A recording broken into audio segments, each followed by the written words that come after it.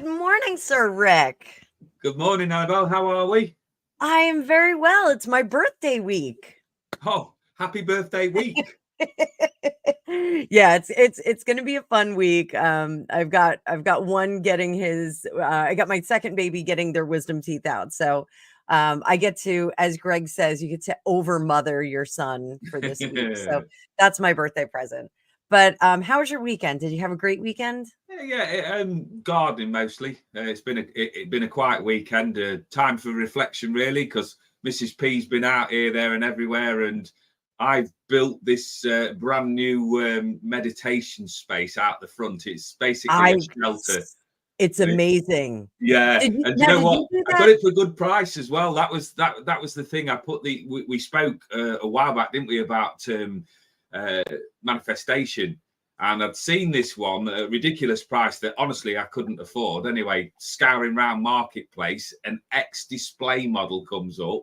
As long as you're willing to go and pick it up as it is, which I did, got it all into the back of my tiny little car, and then it's all gone from there. And so now when I've sat out there with my cup of tea, we're just adding lights to it. There's plans to paint it. There's plans to put some crystals in there. And there's just this mad enthusiasm now that I can go and sit out there.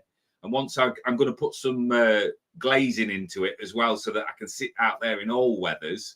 Mm-hmm. So I'm just really, really excited about it, to be honest. It is your garden. Those of you who are not personally connected with Rick, his garden is absolutely lovely. It is lovely, and he's done all of it himself. We have a huge piece of property here, and it's a lot to take care of. Sometimes I wish it was a lot smaller because we could get some finer details, but Rick's got you have chickens, right? Yeah.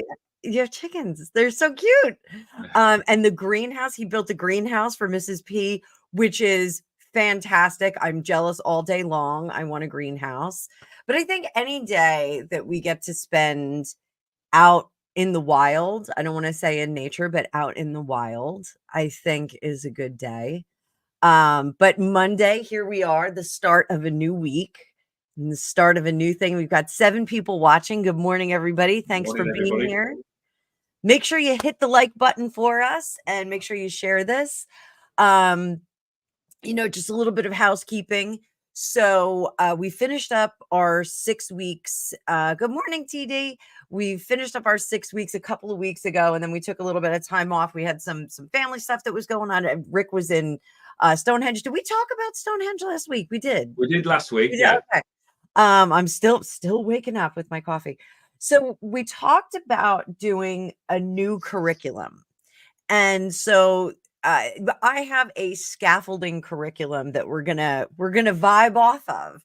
So it's called High Rise, Rise High program. So basically what this is we are going to go through the chakras, up a building, and kind of do some repair work. And this is to just get your spirit and your body back realigned. I know Rick and I were talking about some challenges that both of us have been experiencing. I ran into a couple of brick walls with where I was going with my business. I had a high rise, rise high meeting with the fitness hutch, Paul, the other day, and got some things sorted out. I've got some other things I've got to sort out. I told you guys one of my friends is not doing well. And so we're kind of strategizing around her. So sometimes you need to just kind of sort yourself out. And I think getting into a high-rise building is really cool.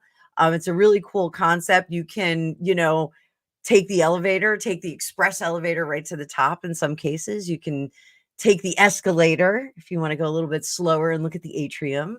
You can take the stairs if you really feel like mountain climbing, and you can climb up the side of the building on the scaffolding and some, climbing ropes if you really want to make it hard for yourself. So hopefully through the next few weeks, it's going to take us through the end of the summer, you guys are going to get a really good sense of the different ways that you can kind of comport yourself and get yourself back in alignment. So Rick, we're going to start out getting to our hotel, our high-rise hotel.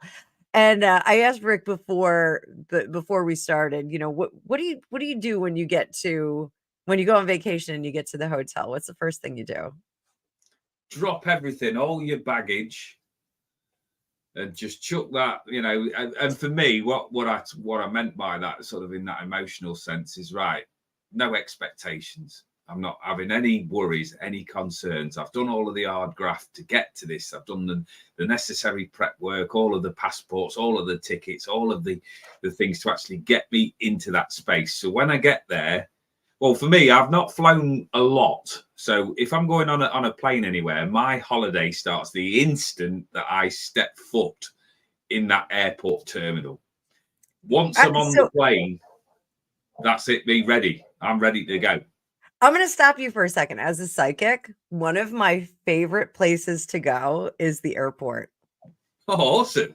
I love the energy there. Because it's such a buffet of energy and emotion that you have at the airport. Like, you can be excited, you can be scared, you can be sad, you could be saying goodbye, you could be saying hello. Like, there's so many different emotions. And as an empath, as a psychic, you pick up on all that. So Rick, I love that you're an airport person too, because anytime someone goes, oh, I have to go to the airport, I have to drive my cousin to the airport, I'm like, I'll do it. I love going to the airport. I think it's awesome. Do you know what, though? The strange thing is, now you've mentioned that, I've never actually been to an airport as a psychic, not actually knowing this. So the next time I actually go, assuming that it ever comes into play again, because we can't leave the chickens for too long, is that I'm going to experience that and leave myself open to experience all of that energy. Because when I've gone before, it's just that excitement of going on this journey. And I think this is what's going to happen with us as we work through this curriculum, is the excitement and building back on things that have maybe just gone by the wayside a little bit. Not saying got wasted or anything like that, but just building up that enthusiasm again. Because when all's said and done, and I will explain before we get into this why I put this particular background in. Right, one of the things that I never actually owned one of these that I've got in the background there, but what it is it shows you pictures. So you click that black button on the side, and then it's like a film reel that goes around there. One of the things that I looked at was the film Fantasia when it first came out, with all of the bright, vibrant colours. And then I started to realise, right, our life's like that. It can go from that vibrant colour, and on the very next click, it can go to that next picture. So all of what we aim to do, I think I can speak for us both here, is to show you that life happens through the lens that you view it through. So the idea behind this is to promote thought. And as we get in and through the chakras, I'm not going to sit here by any means and lecture on what the chakra system is, because I've got a very base rate knowledge of it. But I have a different lens for viewing it through. So there'll be some things there that you guys out there that have got experience, and that you're the healers and things like that, that will go, it's not the way I was taught. Right. Remember, with all of my work, this is based on just whatever goes through my divvy head at the time. And if I can find a way to communicate with people, I will jog alongside whatever is needed. So just remember, it's just my lens I'm looking through. Yeah, for sure. I love that you're using the viewfinder, though. Did you call it the viewfinder in England? I didn't, but you've just helped me, because I'd forgotten in my haste with it. I couldn't remember. So yeah. I had the Fantasia one as well. And I also had the Brady Bunch Goes to the Grand Canyon. Right. Which was awesome. And I think I still have it someplace in my mother's house. It's probably buried in something. So, but all right. So real quick, what we'll do is we're going to go through the chakra system, very high level. All right. So, chakra system, we have, the root chakra, which is at the base of your spine. Some people say that the perineal area is really where it is. So that is usually colored red. We'll go through the colors because I do think that people like to visualize these. When you do your meditations with visualization, you should be seeing these colors. That's how we balance them. We kind of infuse the colors into them. So the root chakra is red. The sacral chakra, which is just slightly about, it's about your navel, like either upper, above, slightly above, slightly below. Sacral is orange. Solar plexus, right in the apex of your rib cage, is yellow. We have the heart chakra, which is green. It's not red. It's not red. Green. We have our throat chakra, which is blue. We have our third eye, which is purple. And then the crown chakra up here is white. We're also going to talk later on. I think we'll do these both in a final episode. The 8th energy center and the 9th energy center, the gold chakra and the platinum chakra, respectively. So yes, we'll talk about those later. But it's really important to know those seven chakras that you have. So all right. We're a jumbled mess. Let's admit it. Everybody, on a perfect day, my perfect day would be, I would get up, I would make breakfast for my family, I would put a load of laundry in, empty the dishwasher, sweep up a little bit, and then get everybody sorted out with what they have to do, and then come down here and start doing my spiritual work, seeing clients, making videos, those kinds of things. How many days a week do you think that happens for me, Rick? Yeah. I would say that the family side of it always drags or eats into, because that's the 3D life that we're living.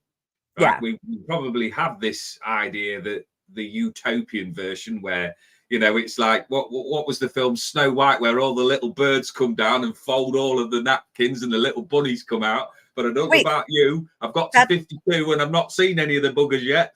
You mean your chickens don't bring your laundry to you? Like they don't come? They can't even be bothered to lay eggs. So I'm pretty sure they're not coming in the house. So for me, that basically happens 0, which is so hard for me, because I remember when I was in college, I would get up at like 5 o'clock in the morning. I'd go surf. I'd skateboard down to the beach. I'd go surf for a little bit. Even if it was flat, I'd just go for a nice paddle, just kind of get out there and do things, come back, take my dog for a walk, and sweep up my house. And I'd dance around and sing with my buddy Rob Akampora, who was on the radio. I'd dance around my apartment, sweep up, and then I would go about my business. It was a much easier life. I just had an epiphany that it was not easier then, because I didn't have a family. I didn't have, 3 extra cats. I didn't have all this extra stuff. It was because my expectation was that was what my day was going to be. When I went to sleep at night, that was my expectation. I was like, I'm going surfing in the morning. I'm going out there. I'm going to do what I have to do. So when we are traveling through life, I want you to think about it as traveling on a train or an airplane or a tractor trailer or whatever it is, whatever your conveyance is in this life. Some of us might be pedaling down the street on a velocipede. Some of us might be steaming down the road on a motorcycle. You're going to be travel worn a little bit. And that's where this rise high kicks in.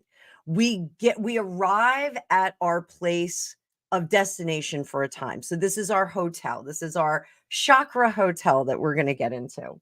We get into the lobby and we look for our concierge. We're going to hand off all of those bags. So Rick said he wants to dump everything when he gets into the lobby. Yes, please do. Because an empty vessel is one that we can fill much, much better. We can put all of the good stuff in there. So, imagine you have a cup of coffee and a cup of tea. Okay. They're both half empty. You're not going to mix them, right? They're both getting kind of cold. You're going to dump them out and you'll decide whether you're going to have a fresh cup of coffee or a fresh cup of tea. So we don't want to start mixing that. So when we get into the lobby, and the lobby is ground zero, it's not our first chakra. We're going to get to the first chakra next week. We're going to get to that root one next week. So we're going to get into the lobby and we're going to empty everything out. So Rick, how do you, and to be sure, Rick, are you going to offer a class in this? Are you going to do like like Rick will do private sessions with this. So how do you really empty yourself and kind of get back to square one, get back to that, I know that in the Matrix, they call it the construct, where everything goes away and it's just that white room. How do you get yourself there? What do you do to make that happen? Well, part and parcel of life, and like you were saying there, what we think and what happens, sometimes there's a gap. So it's finding out what is our actual reality. So when I sit with any clients or anybody there, I want to know what their storyline is, how they've constructed that particular moment.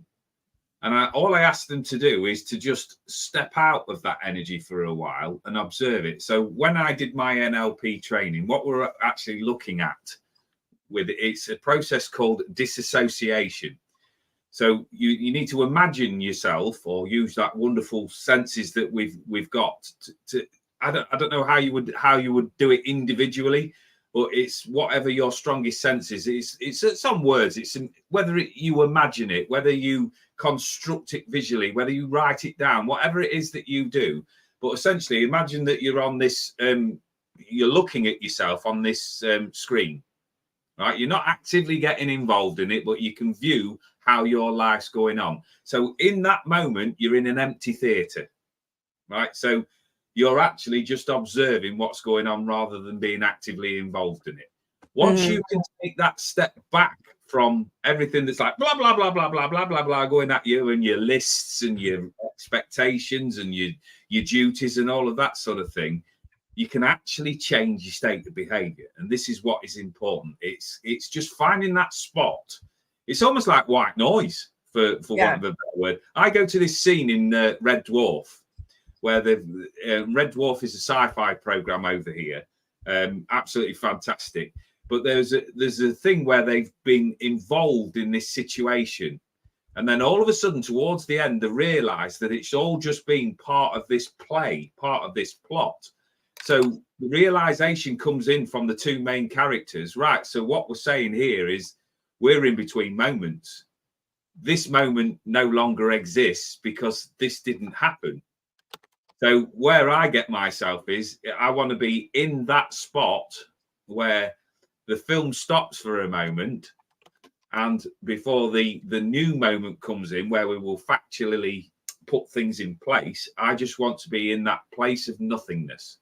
Focusing on that void, focusing on that vortex. So when we've spoken about going into that space where we're going with the concierge there, right, do we need to carry anything in there at all? Do we need to give them the burden or anything like that? Well, no, we don't.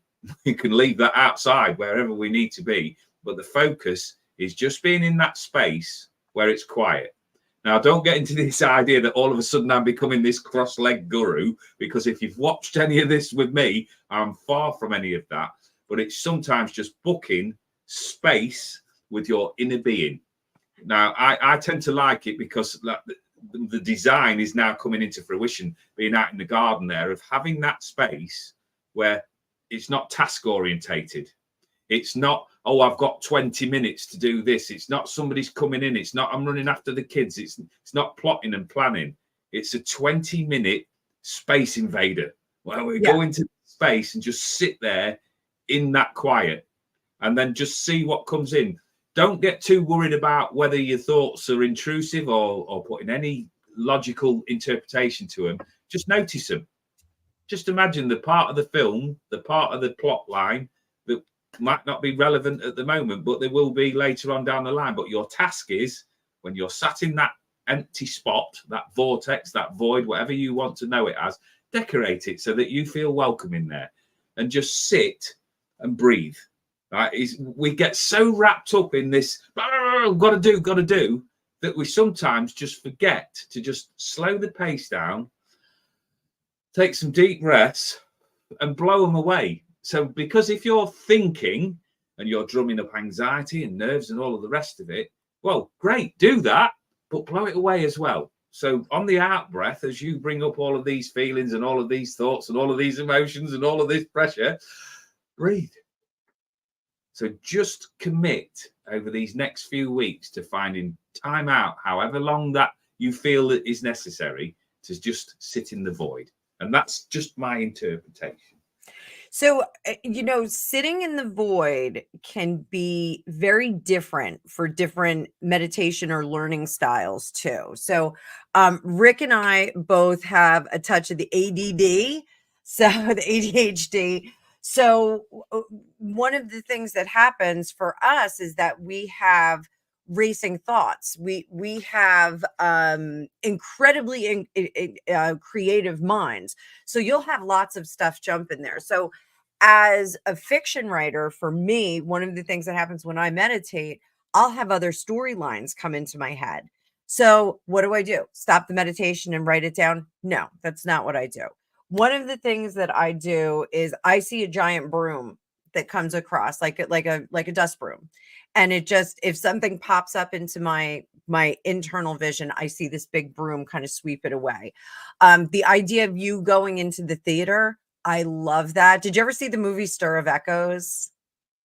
No. So Stir of Echoes was a thriller that came out the same time as The Sixth Sense, and Kevin Bacon's in it. It's actually really, really good. Ileana Douglas is in it too, and she is a newly minted hypnotist, and he doesn't believe, he's like kind of a dude up in Boston, and he doesn't believe it, and she hypnotizes him at a party, and he starts to see dead people. It was one of the reasons why the movie didn't take off, because the Bruce Willis movie went bananas. But that was her visualization for him.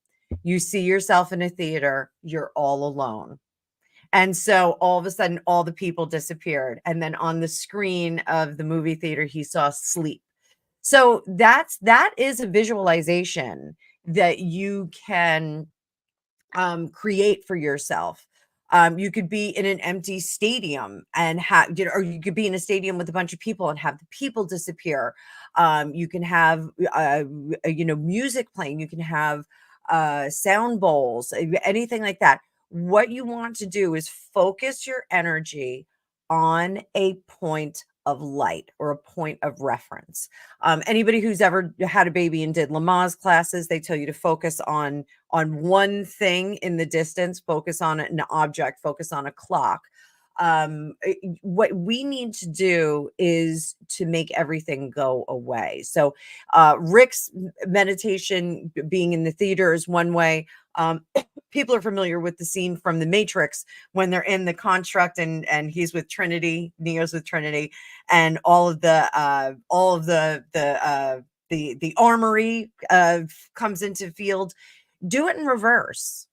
Have everything in there and start subtracting. So say you're sitting in your room, subtract the lighting, subtract the couch, subtract the walls. All of a sudden you're now in a construct, a basic construct that's empty. And if anything comes in, you can just push it out with your hand. Push it out with your hand. You can blow it away with your breath. You can do all sorts of things.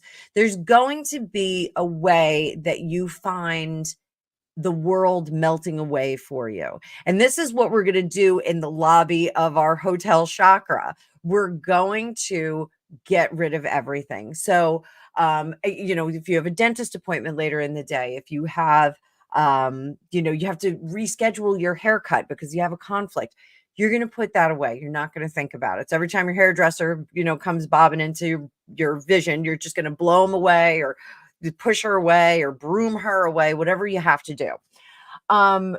So the broom, blowing them away with your breath, really helps. That is a really helpful one. The theater, the Matrix, just kind of subtracting everything.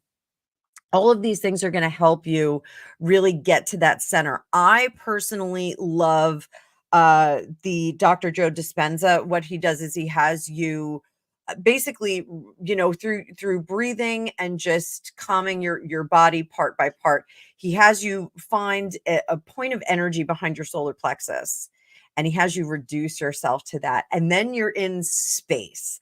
You'll see on a lot of my backgrounds, I have space. I am like a big fan of space. I like space. It's one of the ways that I can find myself in all of that limitless, and then you become part of it, which is really wild. If you've never done a Dr. Joe Dispenza meditation, you can get plenty of them on YouTube. But this is what we're talking about when we're talking about dropping your bags with the concierge and kind of emptying everything out. If we're gonna go through the high rise, we can't go with a lot of bags. We can't be humping up the stairs with, a backpack and 27 bags. And, my daughter, I just found out my daughter is just like me. She went and stayed at my mom's for a couple of days just to visit with her grandparents. And she went with like 4 bags for 2 nights. I was like, I said, why don't we just give you one big bag? And she was like, no, because this is this and this is, I'm like, all right, whatever.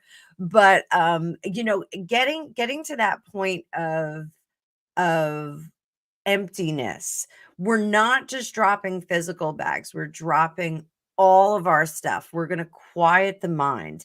It takes some practice. So I think our takeaway for this week, our call to action for you guys, is to try and do that meditation where you feel yourself disappearing. I know Echoes of Clarity was saying, when she or he gets stressed out. Let me scroll back up, and I just want to find it. So, she was saying or he or she is saying, that's what I feel like when I'm outside my body watching myself do stuff. So, yes, like what we want to do through all the chakra organization is you're actually going to be in yourself, sorted out, but you can step out at will. And calm down at will. That was kind of a far jump. That was a far bridge that I just made. But feeling the relief of not having our cares and our worries is one thing, but we can also kind of get rid of that body, which is really wild. But I think for this week, everybody should give that a shot. So I would say a few breaths. You don't have to go into like a 3-hour meditation or anything like that. Few breaths, and just find that center. Find the place where you don't see anything anymore. Take 5 minutes. It takes practice. This is just like yoga. It takes practice. You have to get used to it. You have to get better at it. You can't run a marathon on the first day you start training to run. You have to run just a little bit. So, give that a shot. 5 breaths in, find the center where you become nothing but energy. Again, like behind that solar plexus, behind your rib cage, just find that center and then imagine whatever you need that's going to work for you. So the theater, the construct in the matrix, you could be in the middle of the ocean. Some people might want to be in the middle of the ocean, in the middle of space like me, and just sit there for a minute. You're always in Echoes. This is really important for you to know. You're always going to come back to your body. Well, there's going to be one time that you don't come back to your body, but you'll be going to another body. But you're always going to come back to your body. If you are having anxiety about that, you can always tether yourself with like a golden umbilical cord from your body to your little energy space. But really, we want to kind of let go of that. Eventually, you'll be able to get rid of that umbilical cord. You'll always come back to your body. Don't be afraid of that. So, Rick, I am like way too chatty today for someone who's only had a half a cup of tea. So I'm going to hand it over to you. One of the things that I would add to that, because, and this is what I want to keep stressing about this, right? I love doing this work, but I'm one of the worst for overanalyzing and overthinking and strategizing and things like that. So when I go out and I I strive for that quiet, I find it quite difficult. So it's learning to find the balance between searching for it and actually sitting there and just being in it. So it's almost like the command is focus on the power of nothing. But if you start analyzing that thought process, that can get you thinking about why would we say those words. But if you just sit there and anything that comes in that is of relevance or of structure is not nothing, it's something. So what we just want is life just bobbing along. So how I do this is just my way of doing it. It's not anything that I've seen on the internet. I mentioned it on one of our previous outings that I call it Dustbin Meditation. Right. So the Dustbin Meditation version is for your over analytical thinker. And this is me, is that I know I've got 1,001 different things in my head that I would like to achieve. Right. Somewhere in there, there's also some strategies to actually make them happen. There's also a lot of crap in there that will not see the light of day, but it's all present.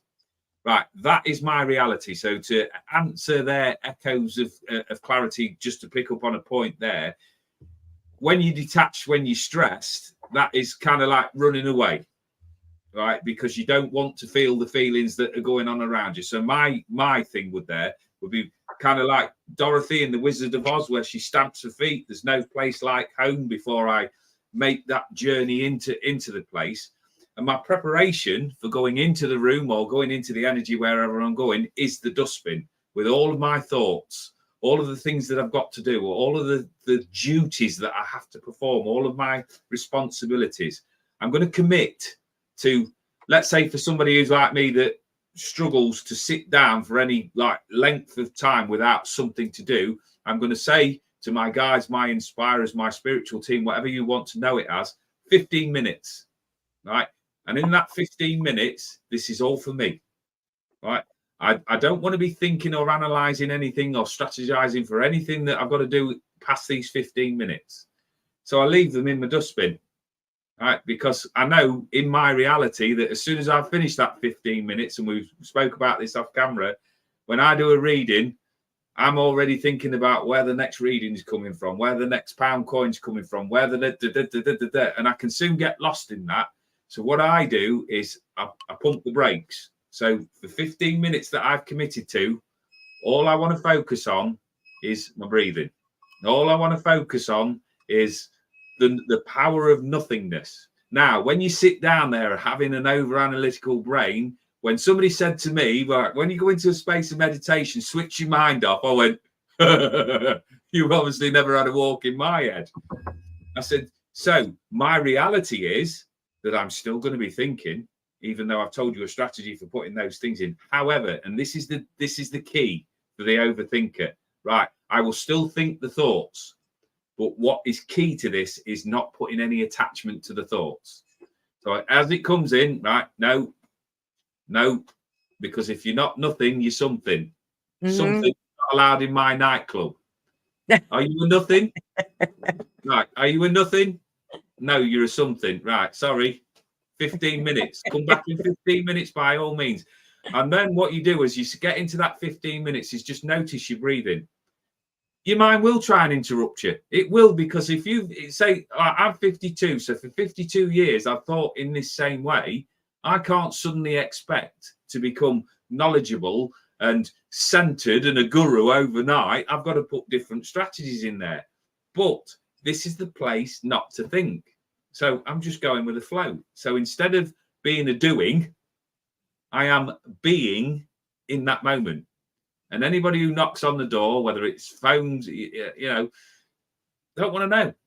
Because if you're not a nothing, you're a something, and you're not allowed in with me. It's only for 15 minutes. So that, listening to the dogs barking and all of that in the background, just make it part of your world for that moment.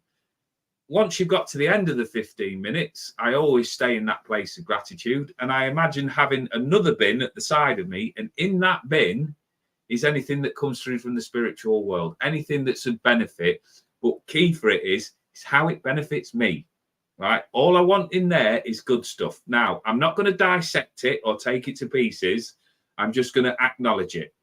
Right. And then when I go out there and I pick up all of my other crap in the other bin, I may well have a time where I take another 15 minutes out and go back to the bin in the room where I've been sat and fish that out, because there's my feel good. There's my upliftment. But remember, if you're not a something, if you're a something, you're not a nothing. And what we're looking for is nothingness. We don't want any strategies. We don't want any thoughts. We just want to be. So the key to finding that inner peace for me is to just still, just even if it's a brief second. It's not quieting for me. It's wrong wording, because it's never going to happen. And I know that never is also a restrictive word, but I know me. I know what I'm like.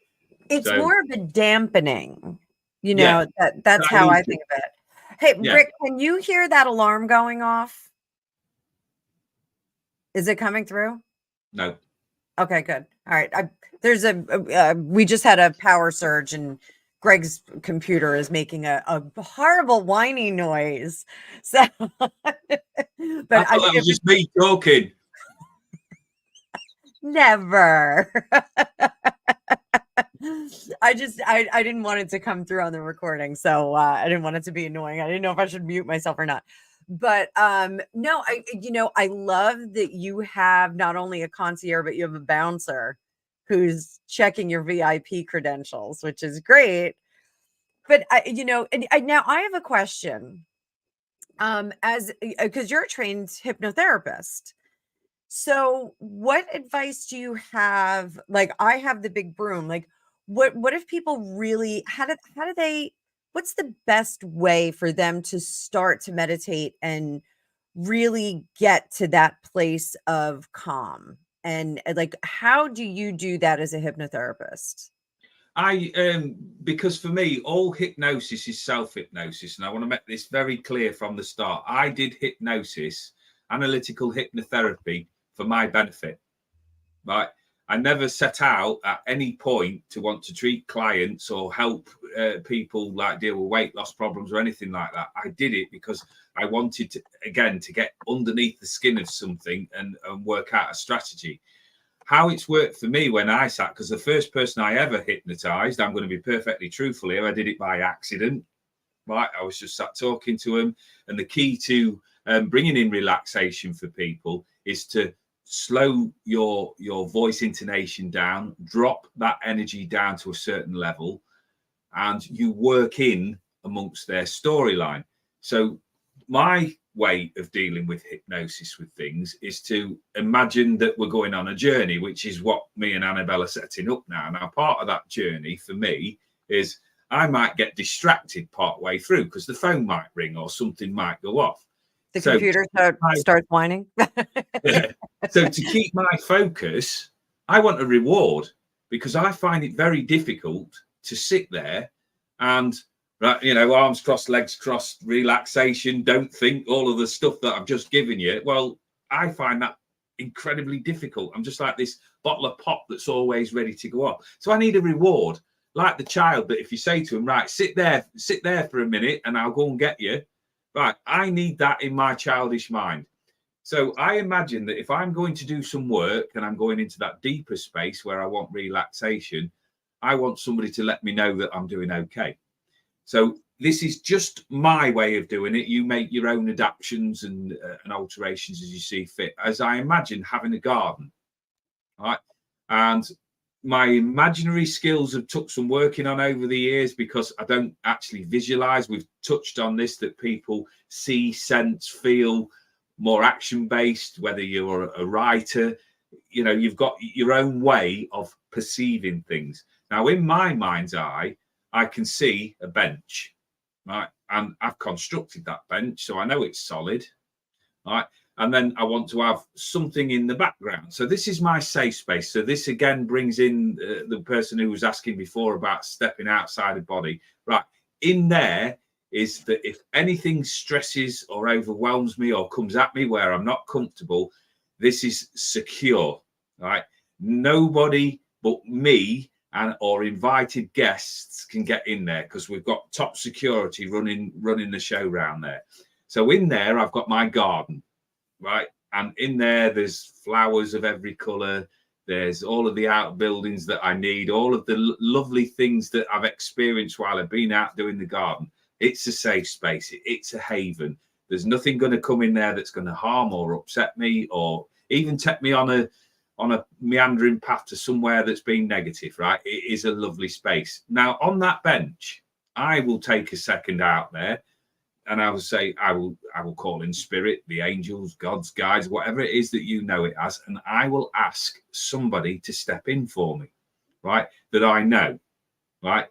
That I don't suddenly want a guide or an angel coming in. I want somebody that I know that's passed to the spirit world, or somebody that I know will give me that love, that guidance, and that reward for the crap work that I'm about to do. So excuse my dogs in the background. As I say, background noise. So as you sit in that place, it's a few minutes to prep yourself and getting those deep breath moments and going, right, I've got work to do, but I'm going to reward myself before I even go in there, right? And I sit there and I call, and in my instance, it's my father-in-law, and I ask him to join me for a while. Now, my father-in-law was a very blunt and direct man, and I absolutely love him to bits. And it's one of those moments where you go, what I wouldn't give right now for 5 minutes with him to help me sort my headspace out. And then we have a chat. Whatever it is that you need to say, it's all real as long as you believe in it. Whatever it is that you need to say, right? Say what your purpose is, why you're there, why you could do with some support. Sit in that energy for a while, feel the love and the energy coming back to you. But this is where you have to get disciplined with yourself, right? So allow yourself maybe 5 minutes in that space there, sort of correcting yourself, taking some deep breaths, getting ready to make this courageous leap, and then say, right, I've got to cut this short because I've got this work to do. Now, in about 15 minutes, I'm going to be on my way back. Can you hang around for 15 minutes? Because I'd just like to drop in with you and share my story. Then I'll take myself onto the path, knowing that that area is secure, it's all safe, and everybody's there, and it's all the love and light and upliftment that I need. Then I take myself on the pathway and do the work. Once I've done the work, I lift myself back up, because the thing about hypnosis as well is taking yourself down levels. And then, of course, when you're done wherever you need to be, it's bringing yourself back up levels and bringing yourself back into your own reality. Before you check back into your own reality, remember there's a reward at the end of the shift, the workspace that you've inhabited, and there's going to be that person there. Maybe there's another one that's come in and joined you, but it's giving you that upliftment so that when you come back into your reality, we're not carrying any excess baggage. We're not carrying in any crap, because we've started doing that work. And like one of the comments that's in the feed there, we don't become an expert overnight. And then one of the counter comments there was that you're an expert in yourself. Well, yeah, exactly. But sometimes it's clearing enough of the shite out of the way in the background to actually be able to see who you truly are. It's almost like reminding yourself and giving yourself a prod to remind yourself who you truly are. How you're going to do that? Well, this is where we're in with the concierge again, and we're just going, right, those bags, I don't want them, right? Take them away, put them wherever I need, because I won't be needing them again. Because once I've learned my experience, I've thought my thoughts, I've gone through them, I've dissected them, I've took them to bits. I said this many, many times before, Annabelle, that I only want better feelings or lessons. So anything that's left that's residual or painful or uncomfortable, well, they go in my famous effort bucket. You must do your own way of managing it. And it's no good for me when I come on here that I don't want to be perceived as going, I've got all of the answers, because I haven't, right? I fly by the seat of my pants mentally all of the time. So it's how you strategize, how you cope with those racing thoughts. That's just my idea. But it does work if you're like reward based, if you've got an incentive to do something. Because we sometimes just get, like, I don't know, a little bit bound down by life, you know, a little bit ground out and things like that, because there's things that we have to do. But, and this is one where I do thank Facebook for this, you cannot pour from an empty cup. So find yourself a nice space before you go in and after you come out. and take the time that you need and that you deserve to be able to process however you process it. And there's, I think, the biggest takeaway is that there's no one way to do this. There's no one way to correct your path, correct the way you feel. I know I over the last couple of weeks, I've been very busy doing a lot of recordings, and I have basically abandoned everyone in my life. I'm not really speaking to anyone outside of my house. But sometimes we have to do that, and sometimes we have to kind of recollect ourselves. So over the next few days, I am going to be recollecting myself. Over the next week, while Angus is convalescing, I will be recollecting myself as well while focusing on him. But I think doing an inventory like this periodically through the year, I think, is important, especially like after the holidays, like after, here in the United States, we have Thanksgiving. We get nailed with Halloween, Thanksgiving, Christmas, New Year's, and then January. It's like, oh, you're just kind of burned out. We have like 3 months of really, really tremendous celebrations here. And you're dealing with family, you're dealing with events at school, you're dealing with events at work. It really can get very noisy energetically. So, stopping and doing, and to be sure, once we go through this high rise, high vibe, or high rise, rise high program, it doesn't take 8 weeks to do it. You can do this over a course of days or even a course of hours if you get really good at it. But the idea is to just kind of stop and take inventory and just kind of straighten yourself up. I always liken it to when Dorothy and the lion, the scarecrow, and the Tin Man went to Oz, and they got cleaned up. Remember, they went to, oh, you can't see the Wizard of Oz like this, and they brush here, brush there. Everybody got cleaned up, and Dorothy got different hair. It's kind of like that. That's the process we want to take you through energetically. So we're gonna.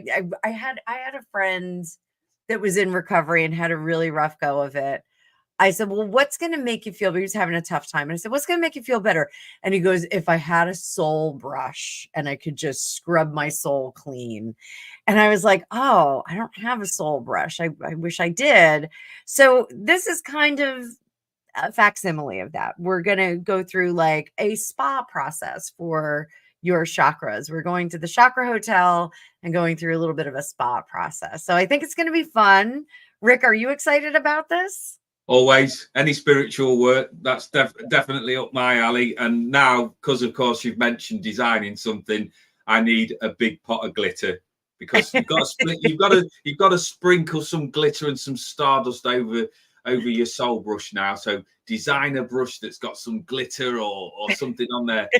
That's your homework from me. I'm not going to hold you to it, but just think about what your design might be. How would your brush look to you? What color would it be?